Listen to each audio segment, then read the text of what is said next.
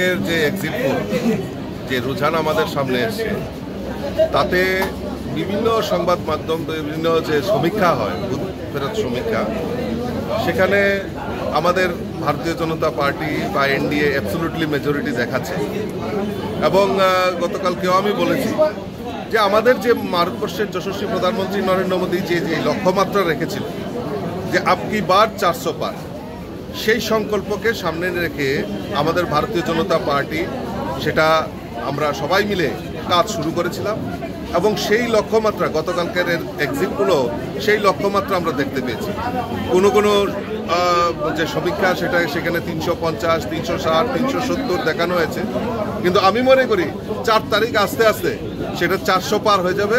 কারণ ভারতবর্ষের মানুষ মোদিজির যে গ্যারান্টি, বিকশিত ভারতের যে গ্যারান্টি, মোদিজির উপর আস্থা রেখেছেন এবং সেই সংকল্পেই মানুষ ভোটদান করেছে।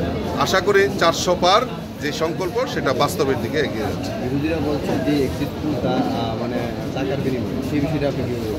এক্সিট পোল টাকার বিনিময়ে সেটা দুধ কা দুধ পানি কা পানি হয়ে যাবে।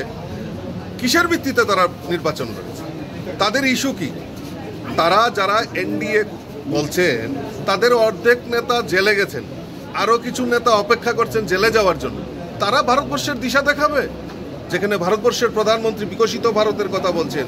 2047-এ মোদিজি আজকের কথা বলছেন না, মোদিজি 2047-এ ভারতবর্ষ কীরকম হবে তার রূপরেখা তৈরি করছেন।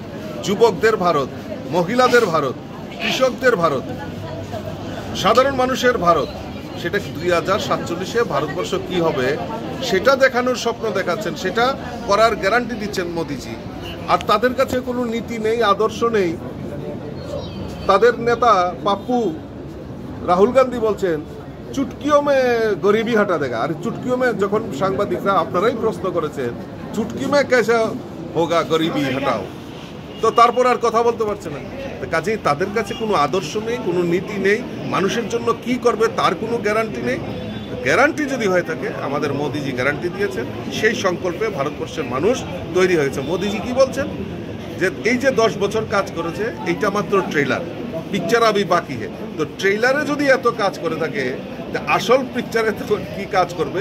আমি মনে করি এই বিকশিত ভারতের কথা যে মোদিজি বলছেন তার যে গ্যারান্টি নিয়েছেন তাতে মানুষ পূর্ণ আস্থা রেখেছে এবং 4 তারিখের পর দুধ কা দুধ পানি কা পানি। ত্রিপুরা বিজেপি কি 4 তারিখের জন্য প্রস্তুত?